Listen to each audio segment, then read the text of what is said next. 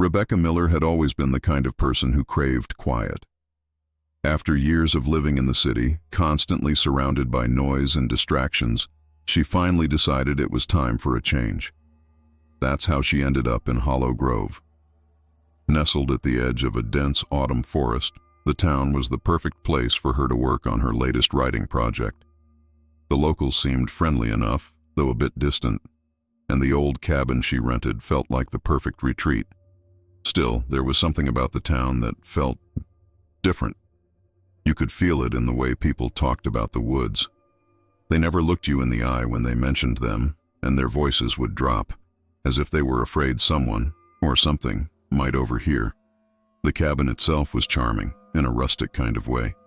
The wooden walls creaked when the wind blew through the trees, and the fireplace gave off the most comforting glow in the evenings. Rebecca could already picture herself curled up by the fire, a cup of tea in hand, as she worked on her book. But the longer she stayed, the more she noticed the odd quiet that surrounded the place. Sure, it was peaceful, but it was an unsettling kind of peace. The kind that makes you feel like you're being watched. Still, she brushed it off as nerves. It was her first time living in such isolation, after all. Maybe she just wasn't used to the stillness yet. The townsfolk weren't exactly warm, but they were helpful enough. When she asked about the woods, they'd give her a strange look, followed by vague warnings about sticking to the main trails. One older woman even told her outright that the woods were cursed, that people who went too far into them didn't come back the same. Rebecca smiled politely, but inside she didn't believe any of it. Cursed woods? That sounded like the kind of thing you'd put in a scary story, not something that actually happened in real life. Besides, she wasn't here to get caught up in local folklore. She was here to write. As the days passed, Rebecca fell into a routine. Mornings were spent writing, afternoons hiking through the forest. The leaves had turned the most brilliant shades of orange, red, and gold. It was like walking through a postcard. Every now and then she'd spot a deer or a fox darting between the trees. It was all so serene. The kind of place that could easily inspire her next bestseller. Yet, there was a part of her that couldn't shake the feeling of being followed. She'd catch herself glancing over her shoulder, only to find nothing there. The rational side of her chalked it up to her imagination, but the more it happened, the more uneasy she became. Then, there were the nights. The cabin, which had felt cozy during the day, seemed to change after the sun went down.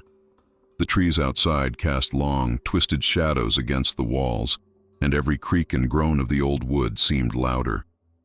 Rebecca found herself waking up in the middle of the night, heart racing, convinced she'd heard something, or someone, outside. But when she looked out the window, there was nothing but darkness. She laughed it off the next morning, telling herself it was just the isolation playing tricks on her mind. Despite her growing unease, Rebecca couldn't help but feel a strange sense of attachment to the place. Maybe it was the beauty of the forest in autumn, or maybe it was the quiet she had so desperately sought after. Whatever it was, she wasn't ready to leave just yet. She figured if she just focused on her work, the rest would fall into place.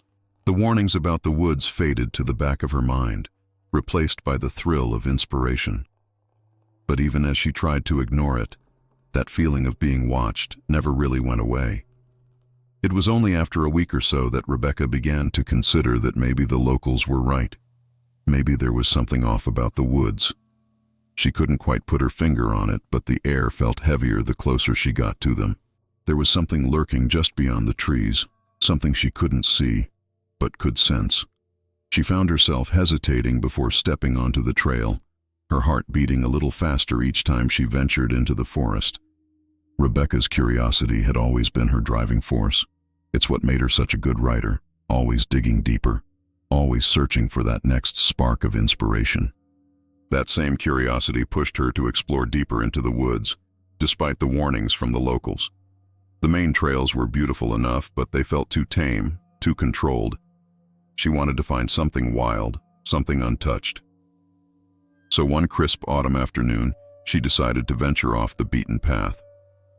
The sun was beginning to dip lower in the sky, casting long shadows through the trees, but she told herself she'd only be gone a short while.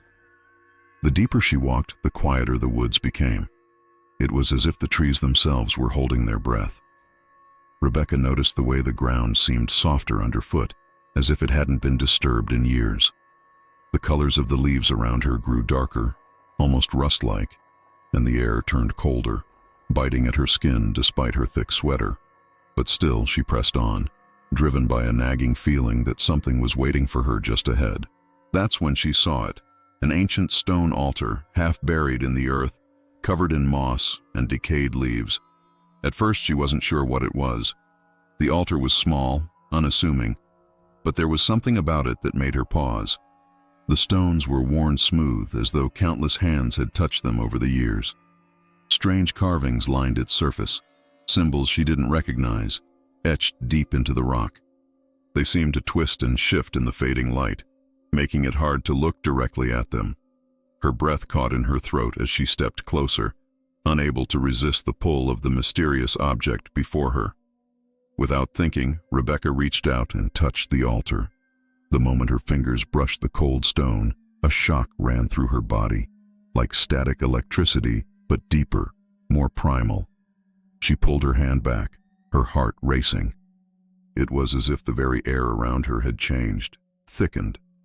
The woods, once silent, now felt alive with a presence she couldn't see. For the first time since arriving in Hollow Grove, Rebecca felt truly uneasy. She looked around, half expecting someone, or something, to emerge from the trees, but there was nothing. Just the wind, rustling the leaves overhead. Her mind raced with questions, but she didn't have any answers. Who had built this altar?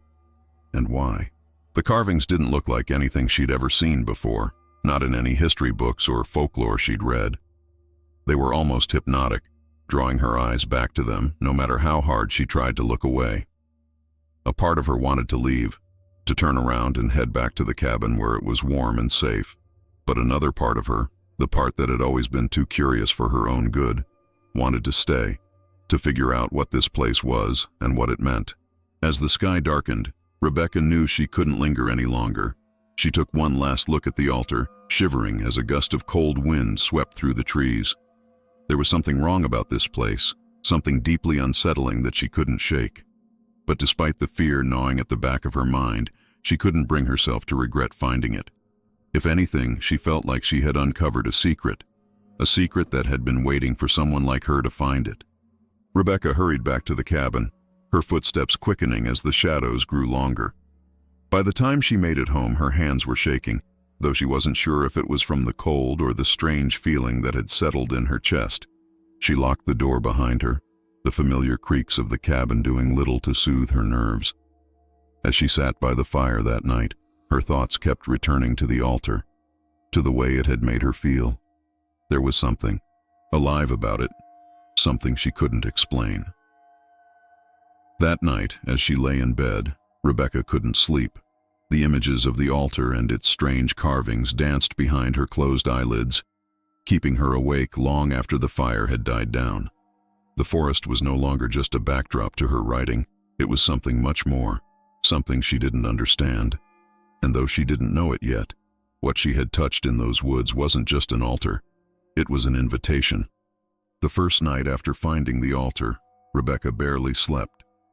She tossed and turned, her mind replaying the events of the day on a loop. But it wasn't just her thoughts that kept her awake. There was something else, a sound. It started as a faint scratching at her window, so quiet at first that she almost convinced herself she was imagining it. But as the hours dragged on, the scratching grew louder, more insistent, like nails scraping against the glass. She told herself it was just a tree branch swaying in the wind, but deep down, she knew better. In the morning light, everything seemed normal. The cabin was as quiet as ever, the trees outside standing still in the crisp autumn air. There were no scratches on the window, no signs that anything had been there during the night. Rebecca tried to shake off the unease, chalking it up to nerves and lack of sleep. But as the day wore on, she couldn't ignore the heavy feeling that had settled over her. It was as if the woods were watching her, waiting for her to step outside again. That evening, the scratching returned, this time accompanied by something worse. Voices. At first, they were distant, barely audible over the crackling of the fire. But soon, they grew louder, more distinct. They called her name, whispering it over and over, like a chant. Rebecca froze, her heart pounding in her chest. She strained to listen, trying to make sense of the words, but they were too faint, too garbled. It was as if they were coming from somewhere deep within the forest, carried on the wind. Terrified but determined not to let fear control her, Rebecca convinced herself that it was all in her head. Isolation, she reasoned, could do strange things to a person. She decided to take a break from writing, hoping a change of pace would clear her mind. But no matter what she did, whether hiking, cooking, or sitting by the fire, the presence followed her. It was always there, just out of sight, just out of reach. The shadows in the corners of her vision seemed to move when she wasn't looking, shifting and twisting in unnatural ways. Nights became unbearable. The scratching at the windows grew louder, more aggressive, as if something was trying to get inside. The voices, too, became clearer, no longer whispers but full sentences, though Rebecca couldn't understand the language they spoke. It was ancient, guttural, and it sent chills down her spine. She began to dread sundown, knowing that as soon as the light faded, the haunting would begin again. Sleep became impossible. She'd lie awake for hours, staring at the ceiling, every muscle in her body tense, waiting for the next sound. Rebecca tried to rationalize the events, telling herself that it was just the cabin settling or the wind playing tricks on her ears. But as the nights wore on, it became harder to cling to those explanations. There was a malevolent energy in the air, something dark and predatory that seemed to feed on her fear. It was no longer a question of if something was out there. It was a question of what it wanted and how long it would take before it came for her. Despite the terror gnawing at her mind, Rebecca refused to leave. She told herself that she had to face whatever this was, that running would only make it worse. But as the days turned into weeks, she couldn't deny that something was terribly wrong. The peaceful isolation she had once craved had turned into a waking nightmare, and no matter how hard she tried to ignore it, the presence wouldn't leave her alone. It was only a matter of time before it made its next move. Rebecca's waking hours were becoming as torturous as her nights. Exhaustion clung to her like a heavy fog, blurring the lines between reality and nightmares. She found herself losing chunks of time, sometimes waking up in different rooms of the cabin with no memory of how she'd gotten there. It started with small things, a misplaced book, a half-eaten meal she didn't remember preparing. But soon, it became much more unsettling. One morning, she woke up outside, standing at the edge of the forest, her bare feet cold against the damp earth. She didn't know how long she had been there, or what had brought her to the woods in the middle of the night. The voices were no longer distant. They had become a constant presence, echoing in her mind. They weren't whispers anymore. They were inside her, crawling through her thoughts, speaking in a language she still couldn't understand but somehow felt. There were moments when she felt her own thoughts slipping away, replaced by something darker, something that didn't belong to her. She would catch herself staring into the mirror, her reflection seeming unfamiliar, her eyes hollow. The person staring back wasn't entirely her anymore. In her desperation, Rebecca tried to leave Hollow Grove. She packed a bag, determined to put as much distance between herself and the cursed woods as possible. But every time she set out, something stopped her. Her car wouldn't start. The road would become too foggy to navigate, or worse, she would find herself turning back, as if drawn by an invisible force. It was as if the forest itself wouldn't let her go. The more she struggled, the tighter its grip became. No matter how far she tried to run, she always ended up back at the cabin, back at the edge of the woods. The worst part wasn't the loss of control. It was the moments when she was fully aware of what was happening to her.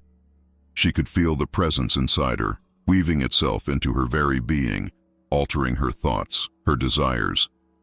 It was subtle at first, but soon she found herself drawn to the forest, to the altar.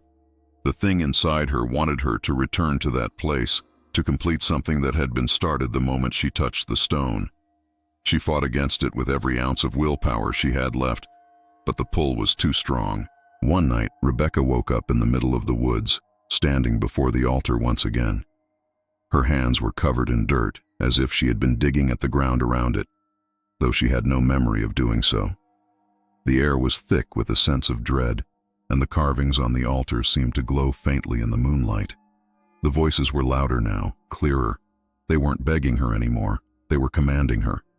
She felt her body move of its own accord, her hands reaching out to touch the stone once more, despite the terror that gripped her heart. As her fingers made contact with the altar, Rebecca felt a surge of cold energy rush through her, freezing her from the inside out.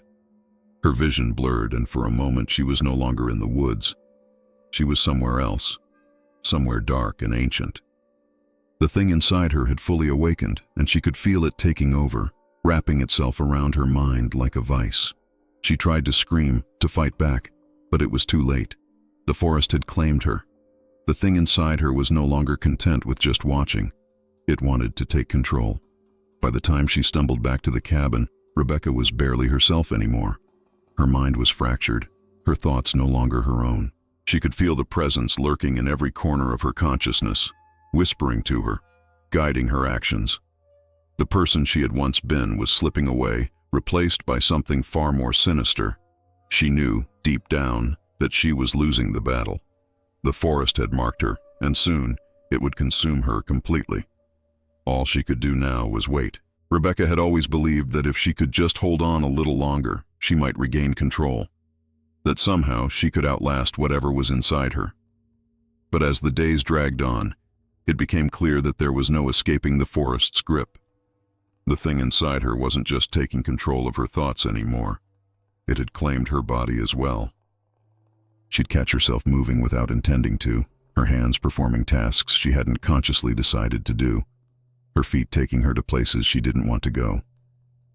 The cabin, once her sanctuary, now felt like a prison she couldn't escape. The nights were the worst. Rebecca would wake up not knowing how she had fallen asleep, and find herself standing at the window, staring out into the darkness. The forest called to her, its whispers louder and more insistent than ever before. It was no longer just a haunting, it was a command. The presence inside her was relentless, pushing her to return to the woods, to the altar. She could feel it gnawing away at what little remained of her will, and she knew she was running out of time. The Rebecca who had moved to Hollow Grove for peace and inspiration was gone, replaced by something far more dangerous. The locals began to notice her absence. The once friendly writer who had been eager to talk about her work had vanished, leaving behind only a shell of the person they had met. Rumors spread quickly in small towns like Hollow Grove, and soon people began to wonder if the old stories about the woods were true. They whispered about curses, about the dark things that lurked in the trees, waiting for someone foolish enough to disturb them. And they whispered about Rebecca, wondering what had become of the woman who had ignored their warnings. Rebecca could feel the presence growing stronger with each passing day. It no longer hid in the shadows or whispered in her ear. It had fully taken over. She was no longer just a vessel for the forest's darkness. She was a part of it now. Her thoughts, her memories, her very soul had been consumed by the entity that had been awakened the moment she touched the altar. She could still feel it moving inside her, twisting and reshaping her into something unrecognizable. The transformation was complete, and there was no going back. The final days in the cabin were a blur.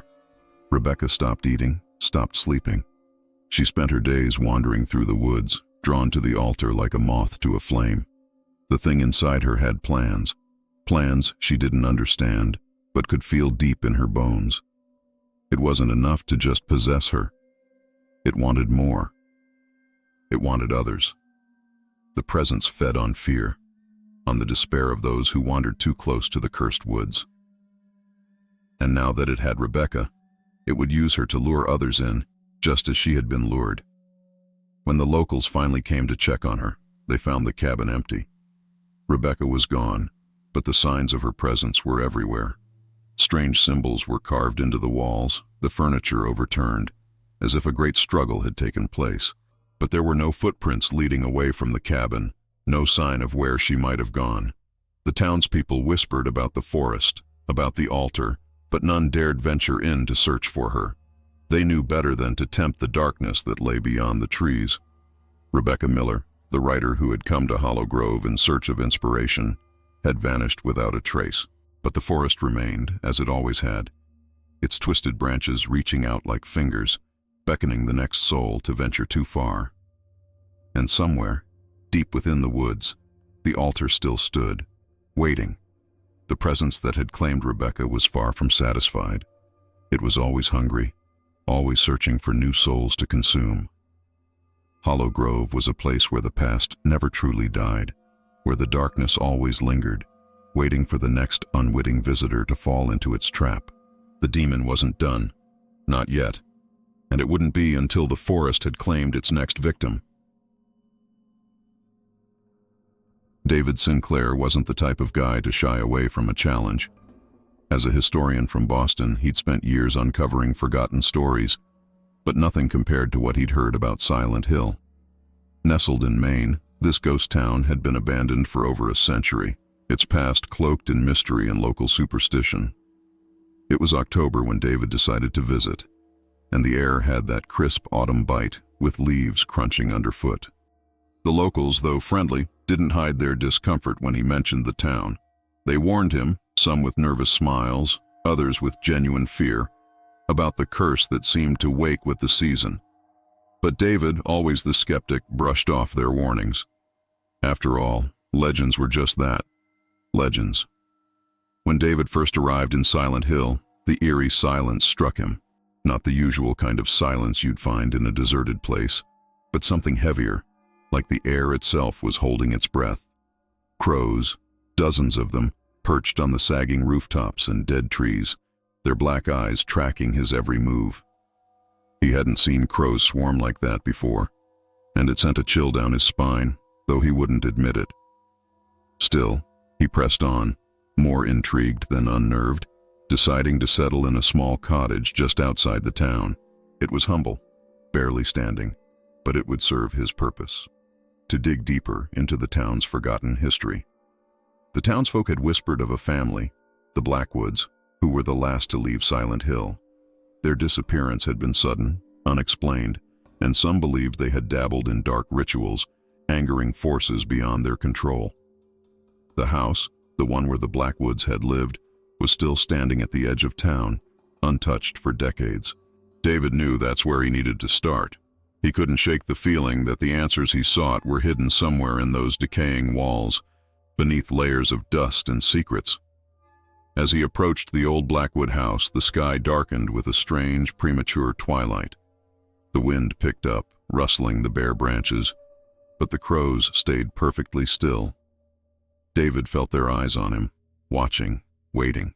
He shook off the uneasy sensation, determined to get inside and start his investigation. The door creaked open without much force, revealing a foyer covered in dust, spider webs, and the faint scent of something rotting. The house had been left to decay, but there was something deliberate about it, like it had been sealed off from the world on purpose. Inside the house was a labyrinth of forgotten memories. Old family portraits hung crooked on the walls, their eyes seemingly following David as he wandered from room to room. In the study, he found an old desk, covered in layers of dust and long-abandoned papers. There was nothing particularly strange about the furniture, but the silence, aside from the occasional creak of the floorboards under his feet, felt wrong, like the house itself was waiting for something, or someone, to wake up. David couldn't put his finger on it, but there was a sense of anticipation, as if he wasn't alone in the house. His exploration of the house lasted hours, and by the time he decided to stop for the day, dusk had settled. The crows were still there, more of them now, gathering on the rooftops and the dead trees, their cries oddly muted. He'd never seen crows act like this, but he shrugged it off, figuring it was just some natural phenomenon. Before leaving for the night, David glanced back at the house one more time. Something about it felt different now, almost alive in the fading light. The air was colder, the wind sharper, and the crows, well, they seemed even closer. But that was just the beginning. David returned to the Blackwood house the next day, more determined than ever to uncover what secrets it held. The unease he had felt the previous evening was still there, lingering in the back of his mind, but he brushed it off. The historian in him was more focused on the task at hand. His flashlight beam cut through the dust as he explored deeper into the house, this time venturing into the areas he hadn't reached before. It wasn't long before he found something odd, a trap door hidden beneath an old moth-eaten rug in the study. It took some effort to pull it open, the rusted hinges groaning as if in protest, but beneath it, a set of stairs led into the dark. The basement was damp, the air thick with the scent of mildew and something else, something faintly metallic. David couldn't help but feel a twinge of excitement, like he was on the verge of a discovery that had been lost for over a century.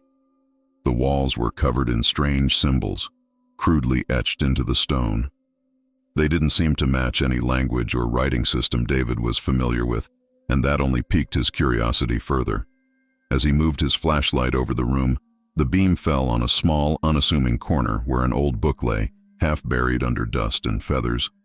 David crouched down, carefully picking up the book, brushing off the thick layer of grime. It was bound in cracked leather, its pages yellowed with age. The cover had no title, no markings to identify what it was, but the weight of it in his hands felt significant, like it had been waiting for him to find it.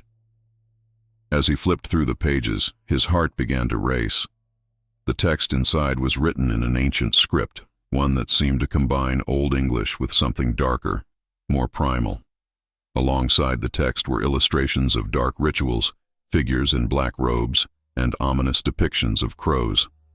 The book detailed the existence of the Crow Demon, a figure David had never heard of in his studies. According to the book, this entity controlled both life and death, its power tied to the crows that swarmed the town every autumn. It spoke of a ritual, a series of steps that could summon the demon to the physical world, allowing it to consume the souls of those who invoked it. David's hands shook slightly as he read on. The illustrations became more disturbing, showing people twisted in agony, their bodies mangled by dark, winged creatures. The more he read, the more the atmosphere in the room seemed to change. Outside, the cawing of the crows grew louder, more persistent. David paused, glancing up toward the small, dusty window at the top of the basement. The birds were gathering again, just like they had the day before, but their behavior was more erratic. They flapped their wings violently, crashing into the sides of the house, as if they were trying to break through the very walls. He couldn't shake the feeling that they were reacting to the book, to the words he was reading. It was absurd, he thought, shaking his head. Crows didn't care about books, but the timing was unsettling, to say the least. David closed the book, tucking it under his arm as he made his way back up the stairs. The symbols on the walls seemed to pulse in the dim light of his flashlight, and he hurried his pace, eager to be out of the basement. Back in the study, he set the book down on the desk and leaned back in the creaky chair, trying to make sense of what he had just found.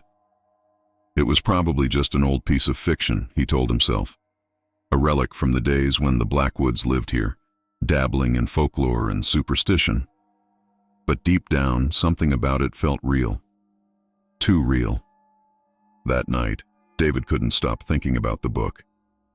He read through it again, more carefully this time, taking notes and trying to decipher the passages that were unclear. The more he studied it, the more he felt like the words were drawing him in, pulling him towards something he couldn't explain. The crows outside never stopped their relentless cawing, their numbers growing by the hour. David's mind raced as he considered the possibility that the stories in the book weren't just myths. What if the Crow Demon was more than just a legend? David hadn't intended to start any ritual, let alone one so dark and ominous. But as he sat in that dimly lit cottage, flipping through the pages of the ancient book, he couldn't resist reading some of the passages aloud. They were written in a mix of archaic English and a language he couldn't quite place, but the cadence of the words had an almost hypnotic effect. It wasn't until the wind outside picked up, swirling violently around the cottage, that David snapped out of his trance. He slammed the book shut, his heart pounding in his chest. The cawing of the crows, which had been somewhat distant before, now sounded like it was right outside the door. The night air felt thick and oppressive, and David's small cottage seemed to groan under the weight of the howling wind. Shadows danced in the corners of the room, and for the first time, David felt a real, tangible fear. He tried to rationalize what was happening. Maybe the weather was just turning bad. Maybe the crows were reacting to some natural phenomenon, but no matter how much he tried to convince himself, he couldn't shake the feeling that something had changed, something dark and unseen. He glanced out the window, hoping to catch a glimpse of the storm, but instead, he saw figures, tall, dark figures standing at the edge of the woods. At first, David thought his eyes were playing tricks on him. The figures seemed almost human, but their faces were elongated, distorted, with beady black eyes that glinted in the moonlight. They were too far away to make out clearly, but there was something unmistakably wrong about them. They stood still, unmoving, just watching. David blinked, hoping they would disappear, but when he opened his eyes again, they were still there. His heart raced as he pulled the curtains shut, trying to block out the sight of those inhuman figures. The crows' cries grew louder, almost as if they were inside the house with him. That night, David's sleep was anything but restful. His dreams were filled with disturbing images, dark winged creatures circling above him, their sharp beaks tearing into his flesh. He felt their claws digging into his skin, pulling him into the sky as they cawed in unison. He woke up drenched in sweat, his heart pounding, the sound of the crows still echoing in his ears. But it wasn't just a nightmare. When he went to the front door the next morning, he found the porch littered with the bodies of dead crows, their beady black eyes staring lifelessly up at him. There were more than a dozen of them, scattered like some kind of grotesque offering. David's rational mind struggled to make sense of it. There was no logical explanation for why the crows were dead, or why they had gathered there in the first place. He cleaned them up, trying to put the disturbing sight out of his mind, but the unease lingered. He hadn't realized it yet, but by reading those passages aloud, he had triggered something ancient and dangerous. And now, there was no going back. The figures in the woods weren't just hallucinations. They were real, and they were getting closer. Each night, the nightmares grew worse. The dark creatures in his dreams became more vivid, more violent, and David began waking up with scratches on his arms, his legs, even his face. He couldn't remember how they got there, but the marks were too real to be dismissed as self-inflicted. The figures in the woods came closer each night, their crow-like faces becoming more distinct as they approached the edge of the property. David couldn't ignore it any longer. Whatever was happening, it was tied to the book and to the ritual he had unknowingly begun. By the end of the week, the tension was unbearable. David tried to stay away from the book, but it called to him, its ancient pages pulling him in like a magnet. He could hear the words echoing in his mind, even when he wasn't reading them. The crows, the figures, the dreams. It was all connected, and now it was too late to stop it. The ritual had already begun, and with each passing day, the darkness crept closer. The following days became a blur of sleepless nights and constant anxiety. David's sense of reality began to slip as the figures with crow-like faces appeared more frequently, not just in the distance, but closer, as if they were watching him from the corners of every room. He tried to stay busy, diving into his research, but even the smallest sound made him jump. The cawing of the crows outside grew louder, relentless, as if it was in sync with his growing fear. No matter where he looked, no matter how hard he tried to rationalize it, David couldn't escape the feeling that he was being hunted. His reflection began to betray him. It started subtly, just a flicker in the mirror, something barely noticeable. But then, one evening, he caught a glimpse of his face shifting, twisting into something unnatural. His eyes darkened, his features elongated, and for a split second, he saw the face of a crow staring back at him. He stumbled backward, his heart racing, convinced it was just another hallucination brought on by lack of sleep. But the images persisted, even when he closed his eyes. The line between reality and nightmare blurred, and David could no longer trust what he saw. Determined to break free from whatever was happening to him, David went back to the Blackwood house, searching for answers. The book was still there, resting on the desk, its pages open as if it had been waiting for him. He scoured every word, desperate to find a way to reverse the ritual. But the more he read, the more hopeless it seemed. The text spoke of submission, of accepting the will of the crow demon. There was no mention of a way out, no instructions on how to stop what had already begun. The symbols on the walls seemed to pulse with a dark energy, and David felt the weight of his mistake pressing down on him. Each night, the nightmares intensified. The creatures in his dreams, once just shadows in the distance, now surrounded him, their sharp beaks and dark wings suffocating him. He woke up gasping for air, drenched in sweat, the sound of crows echoing in his ears. His body bore the marks of their attacks, deep scratches and bruises that couldn't be explained. He was no longer sure if the attacks were happening in his dreams or if the creatures were crossing over into the real world. Either way, David's mind was unraveling, and he could feel himself slipping further into madness. The figures, once only at the edge of the woods, now appeared in broad daylight. David would catch glimpses of them in reflections, standing just behind him, or outside his window, their beady eyes watching his every move. No one else saw them. No one else heard the crows the way he did. It was as if he had been marked, singled out by the demon, and now he was the only one who could see its influence. The isolation was maddening. He tried reaching out for help, but his calls were met with silence. The town was empty, abandoned, just like the day he arrived. It felt as though the world was shrinking, closing in around him. David began to lose track of time. The days bled into nights, and the nights stretched on forever. His reflection had become a stranger, a distorted version of himself, with the crow-like features appearing more frequently.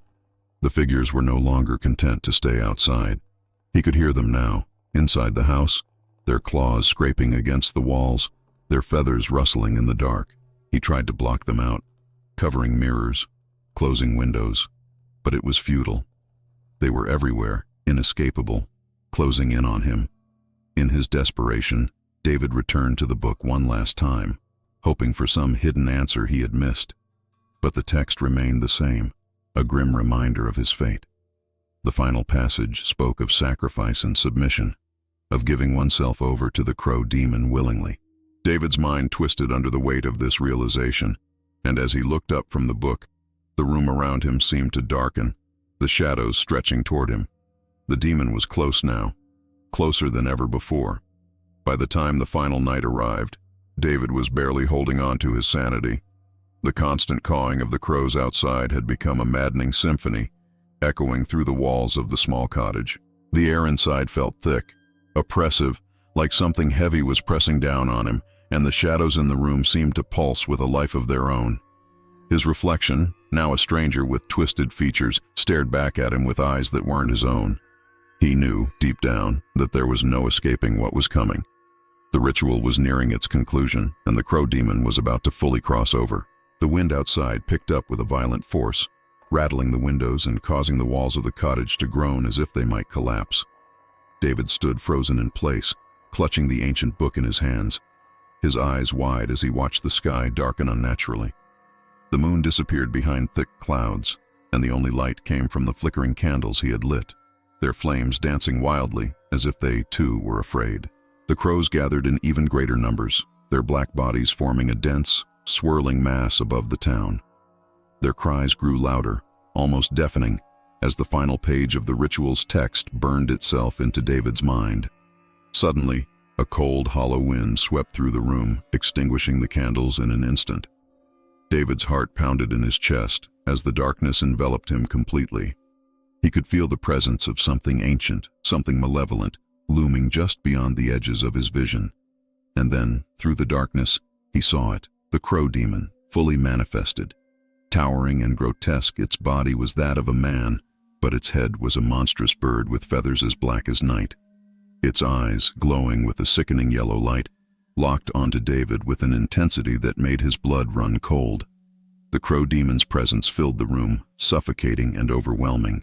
David couldn't move, couldn't speak, as the creature stepped closer.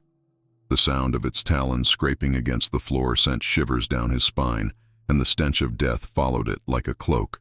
It opened its beak, and the sound that came from it wasn't a caw, but something deeper, more guttural, like the very essence of decay. David could feel his body weakening, his life force draining from him as the demon drew nearer. It was as if the creature was feeding on his very soul, hollowing him out from the inside. David tried to fight. tried to summon the strength to resist, but it was no use. The demon's power was overwhelming, and as it reached out with one clawed hand, David felt his vision blur, his mind slipping away. His last conscious thought was of the book, still open on the desk, its pages fluttering in the wind as if laughing at his fate. The crow demon's talons sank into his chest, and David's body convulsed as the life was ripped from him. The room spun, and everything went black. Days later, David's body was found in the cottage, but it wasn't the man who had arrived in Silent Hill. His eyes were wide open, hollowed out, his skin pale and lifeless, as if he had been drained of everything that made him human. The crows, now silent, circled overhead, watching with their cold, black eyes as the investigators gathered his remains. Silent Hill remained silent, untouched, as if nothing had ever happened. But the crow demon still lingered, hidden in the shadows, waiting for the next soul to stumble upon its cursed town. The crows still circled above, waiting, always waiting. Amanda Hawthorne had always thought she'd left the shadows of her childhood behind when she moved away from her small town in the Midwest. At 32, now a school teacher in a nearby city, she'd done her best to forget the cornfield that haunted her dreams every fall. But life has a funny way of pulling you back to the places you least want to be. This time, it was the death of her mother that brought her home. Back to the fields, back to the secrets that no one ever talked about openly. As soon as she arrived, she felt it. The air was heavy, like the entire town was holding its breath. This wasn't the kind of place that made headlines. It was the kind of town that sat quietly on the map, where nothing really happened except for the occasional gossip about someone's barn catching fire or whose pumpkins grew the largest.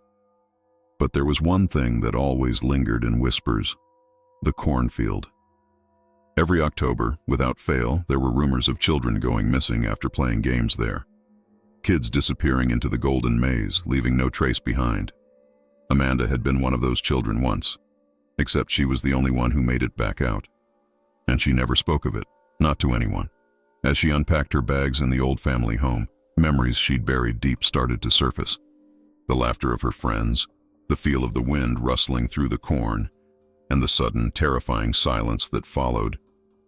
It was as if the town itself was frozen in time, waiting for her to return. Her neighbors still gave her that same strange look, the one that said they knew something but wouldn't dare say it out loud. Everyone had heard the stories, of course, but no one had ever admitted to believing them. It was just easier that way. The town's dark legend wasn't something you found in books or newspapers. It was passed down in hushed voices, exchanged over fences or whispered in the pews at church. Each story slightly different, but all with the same chilling end. The cornfield took them. There were no bodies, no explanations, just empty houses with grieving parents. Amanda had seen that grief firsthand, and the weight of it pressed on her chest every time she thought about it. She wasn't sure why she had been spared. Maybe she was just lucky. Maybe. Standing at her kitchen window, she could see the edge of the cornfield in the distance, its stalks swaying gently in the breeze. It didn't look menacing from here, just a quiet stretch of farmland, golden in the early autumn light. But she knew better. The field was waiting. It always was. She had spent years convincing herself that what happened wasn't real, that it was just the imagination of a scared 9-year-old. But the closer she got to that field, the harder it was to believe her own lies. Her return stirred up more than just memories. People in town avoided her gaze, as if by acknowledging her, they'd somehow be acknowledging the truth they'd spent so long trying to ignore. Even the kids she taught seemed to know something was off. They whispered about the field during recess, daring each other to go inside, just like she and her friends once had. Amanda wanted to tell them to stay away, to warn them, but she knew it wouldn't matter. Kids are curious, and no amount of warning would keep them from the pull of that place. Amanda hadn't been back long, but she already knew that her return wasn't just about her mother's funeral. There was something darker pulling her back, something she hadn't faced yet. And as the days grew shorter and the nights colder, the feeling grew stronger. The cornfield was calling her, and this time, she wasn't sure she'd be able to ignore it. The year Amanda turned 9, the fall seemed endless. The air was crisp, the leaves a brilliant orange, and the cornfield, well, it was irresistible. It was October, and that meant one thing: hide and seek in the corn. She and her friends had done it every year, though the older kids always warned them not to go too deep. That particular evening, the sun was low, casting long shadows between the tall stalks. It was perfect. They were giggling, daring each other, feeling that mix of excitement and fear only kids know. Amanda had no idea it would be the last time they played that game. They'd all gathered just before dusk, 5 kids in total, with Amanda being the youngest. Her best friend Jenny had always been the fastest, the best at hiding, but this time something felt off. The corn seemed taller, thicker, more suffocating than usual. As they ventured in, Amanda felt the first prickle of unease. The corn rustled in the wind, but there was no breeze. Just that eerie, unsettling sound of dry stalks moving, like they were brushing against something, or someone. It made her stomach knot. The game started normally enough, counting, laughing, running through the narrow paths cut between the rows. Amanda found her hiding spot easily, crouched low beneath the shadow of the corn. But as the minutes ticked by, she realized something wasn't right. The laughter of her friends grew faint, distant, like it was being swallowed by the field itself. Amanda strained her ears, but all she could hear was the rustling, growing louder, more insistent. The sinking feeling in her chest grew. This wasn't fun anymore. She wanted out. Suddenly a scream tore through the air. It was high-pitched, sharp, and then silence. Amanda froze, her heart pounding in her chest. That wasn't a part of the game. She waited for someone to call out, to laugh it off as a prank, but no one did. There was just that horrible quiet, the kind that presses against your ears and makes everything else seem distant. She stood up slowly, her legs shaky, trying to find her way back. The paths looked different now, unfamiliar, like the corn was shifting, closing in around her. She called out to Jenny, to the others, but no one answered. All she could hear was the sound of her own breathing and the relentless rustling of the corn. Panic started to creep in, thick and suffocating. Amanda turned in circles, trying to find her bearings, but every direction looked the same. The sun had dipped below the horizon, and shadows stretched long and dark across the ground. The corn seemed to grow taller with every step she took, blocking out the last bits of light. Another scream, this time closer, more desperate. Amanda's blood ran cold. She knew it wasn't a joke anymore. Something was wrong, terribly wrong.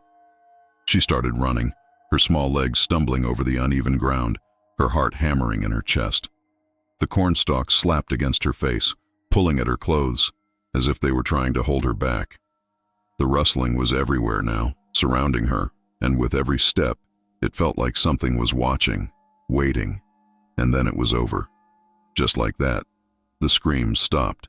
The air grew still, the rustling ceased, and Amanda found herself standing alone in the middle of the cornfield, her breath coming in ragged gasps. The silence was worse than the screams. It was thick, oppressive, as if the field itself was holding its breath. Amanda stood there for what felt like an eternity, afraid to move, afraid to even breathe. As Amanda stood frozen in the heart of the cornfield, a chilling sensation crept down her spine. It wasn't just the silence that unnerved her, it was the feeling of being watched. Every fiber of her being told her to run, but her legs wouldn't move. The air was thick with an unseen presence, something ancient and malicious. She couldn't see it, but she felt it, lurking just beyond the rustling stalks. It was patient, almost taunting her, waiting for her to make a move. Amanda wasn't sure what it was, but she knew it wasn't human. She strained her ears, hoping to hear the familiar voices of her friends, anything to break the suffocating quiet. But the cornfield seemed to swallow all sound, muting the world beyond its golden walls. Amanda called out one last time, her voice barely above a whisper, "Jenny?" The only answer was the rustling of the corn, but this time it was different. It wasn't the wind, it wasn't her friends. It was something moving, something alive. and it was getting closer. Her heart raced as the footsteps, if you could call them that, echoed through the rows. Amanda's legs finally obeyed her panicked mind, and she stumbled forward, desperate to escape whatever was stalking her. But the more she ran, the more the corn seemed to shift, guiding her in circles. Every turn brought her back to the same spot, as if the field was toying with her. She could feel it now, that presence closing in. It wasn't just the corn that was alive. Something else was breathing within the stalks, something hungry. Her feet grew heavy like they were sinking into the earth, and the weight of her own fear pressed down on her chest. She could hear them now, her friends, or at least their voices. But something was wrong. Their words were disjointed, distorted, like they were being spoken from far away and dragged through the corn. "Amanda, come play," the voices whispered, but they didn't sound right. The laughter was hollow, unnatural. She knew it wasn't them. Whatever was in the field was using their voices, mocking her, drawing her in deeper. Amanda felt the cold grip of terror tighten around her heart. It was no longer about finding her friends. It was about surviving. The entity's presence was so thick it felt like a physical force pressing down on her. Every shadow seemed to shift. Every rustle of the corn felt like fingers brushing against her skin. The footsteps were louder now, closing the distance between them. Amanda's breath hitched as she glanced over her shoulder, but she saw nothing, just the endless rows of corn. She stumbled again, this time hitting the ground hard. The earth beneath her felt wrong, almost warm, like something was moving just below the surface, ready to reach out and pull her under. In the back of her mind, Amanda clung to the small hope that she could still make it out. But with every passing moment, that hope dimmed. The cornfield wasn't just a place. It was a living thing, and it wanted her. Her limbs felt heavy, as if the very ground was trying to swallow her whole. The presence grew closer, and for a split second, Amanda thought she saw it, a shadow, tall and twisted, moving silently between the stalks. It didn't have a face, but she could feel its eyes, cold and hungry, locked onto her. With one last burst of energy, Amanda pushed herself to her feet and ran. She didn't know where she was going, but she didn't care. All that mattered was getting away from that thing. She could hear it behind her now, moving faster, closer, and her fear spurred her forward. The rustling of the corn was deafening, but Amanda didn't stop. She ran until her lungs burned, until her legs threatened to give out. And then, just as suddenly as it began, the rustling stopped. Amanda burst out of the cornfield, collapsing on the edge, gasping for breath. She had escaped, for now. Years passed, but the cornfield never truly left Amanda. Every autumn, as the air turned crisp and the leaves began to fall, she felt the pull. It started with small things, nightmares that left her gasping for air, memories that crept into her thoughts when she least expected it. No matter how much she tried to bury the past, it refused to stay dead. The cornfield was always there, lurking in the back of her mind, waiting for her to come back. And now, after all these years, she found herself standing at the edge of it once more, her heart pounding in her chest. Amanda wasn't sure why she had returned to her hometown.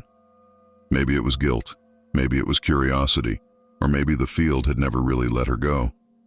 The familiar sights of the small town felt comforting at first, but the longer she stayed, the more the old fear crept back in. The cornfield hadn't changed. It stood just as it always had, golden and silent, stretching out toward the horizon. As she stood there, staring into the endless rows of corn, she could almost hear the faint echoes of laughter from that long-ago evening. But it wasn't comforting. It was chilling. Her feet seemed to move on their own as she walked closer to the field, her body betraying her mind's protests. The autumn air was thick with that eerie stillness she remembered, the kind that made everything else feel far away. Amanda knew she shouldn't be there. She knew that whatever lurked in the cornfield hadn't forgotten her. But there was something about the place that called to her, something she couldn't ignore. She told herself it was just to face her fears, to put the past behind her once and for all. But deep down, she knew it was more than that. The closer she got, the more she felt the weight of the field pressing down on her, like an invisible force pulling her in. It was as if the corn itself remembered her, beckoning her to come play again. She shivered, her breath visible in the cool autumn air, but she didn't stop. There was a part of her that needed to know if it was all in her head, if the things she remembered from that night were real, or if her mind had twisted the truth over the years. But as she stood at the edge of the field, she knew, deep down, that it was real. All of it. The wind picked up, rustling the corn in that same unsettling way it had when she was a child. Amanda's skin prickled as she stared into the seemingly endless rows. There was no one around, no sign of life, but the field felt alive. She could hear the faint sound of children laughing, just like before. It was distant, almost like it was coming from deep within the corn, beckoning her to follow. Her stomach twisted in knots, but her feet stayed planted, as if the field was holding her there, waiting for her to make the first move. Amanda's mind raced with memories of her friends, the ones who had never made it out. She could see their faces, hear their laughter, and then the screams that had followed. The guilt weighed heavy on her shoulders. She had survived, but at what cost? The others were gone, swallowed by the corn, and their families were left with nothing but unanswered questions. Amanda had tried to forget, but how do you forget something like that? The field hadn't forgotten, and neither had she. As she stood there, her heart pounding, Amanda realized that she wasn't just there to confront the past. The field had drawn her back for a reason, and it wasn't just to reminisce. There was something unfinished, something waiting for her.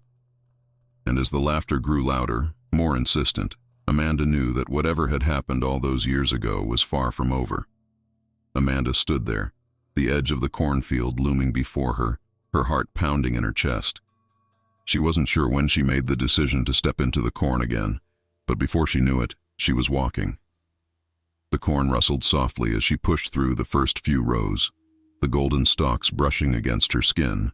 It felt familiar, almost too familiar, like the field had been waiting for her all these years. The air was thick, heavy with the scent of dry earth and something else she couldn't quite place, something cold and metallic. There was no turning back now. As she moved deeper into the field, the world outside seemed to disappear. The sounds of the town faded away, swallowed by the endless rows of corn.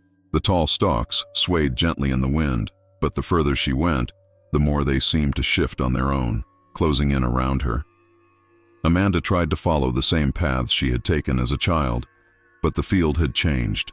The rows twisted and turned in ways that made no sense, leading her in circles, trapping her. Her breath quickened as she realized that the field wasn't just alive, it was aware of her. The laughter started again, soft at first, barely audible over the rustling corn. But as Amanda walked, it grew louder, more insistent. It wasn't the playful laughter of children anymore. It was distorted, eerie, echoing through the field like a taunt. Her legs felt heavy, each step harder than the last, as if the ground itself was pulling her down. The corn grew taller, denser, the stalks closing in until they towered over her. She was no longer in control. The field was guiding her now, pushing her deeper into its heart. Her skin prickled with a sense of dread, the same feeling she'd had all those years ago. Something was watching her, lurking just beyond the edge of her vision, moving with her through the corn. She could hear it now, footsteps, soft but unmistakable, keeping pace with her every move. Amanda's heart raced as she quickened her pace, but no matter how fast she walked, the footsteps followed. The laughter grew louder, sharper, like nails scraping against her mind. She was no longer alone in the field. It had found her. Panic set in as the rows of corn seemed to stretch endlessly in every direction. Amanda tried to run, her feet pounding against the dry earth, but the field shifted beneath her. The ground was soft, almost sticky, like it was pulling her down with every step. The corn reached out, its dry stalk snagging on her clothes, her skin, slowing her down. The laughter was everywhere now, echoing in her ears, filling her head, until she thought she might scream.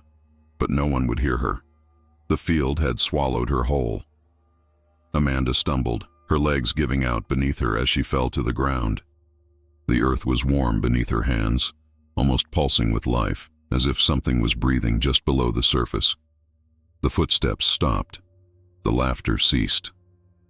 For a moment there was nothing but silence, and then, from deep within the corn, she heard it, a low, guttural growl. It wasn't human. Amanda's breath caught in her throat as she looked up, her eyes scanning the endless rows of corn. But there was nothing there. Just the rustling of the stalks, swaying gently in the breeze. She knew in that moment that there was no escape. The cornfield had her now, just as it had her friends all those years ago. It had been waiting for her, biding its time, and now it was ready to claim her. Amanda closed her eyes, her body trembling as the sound of the corn grew louder, closing in around her. The field was alive, and it was hungry. And as the darkness pressed in, Amanda realized that the cornfield wasn't just a place, it was a predator, and she was its prey.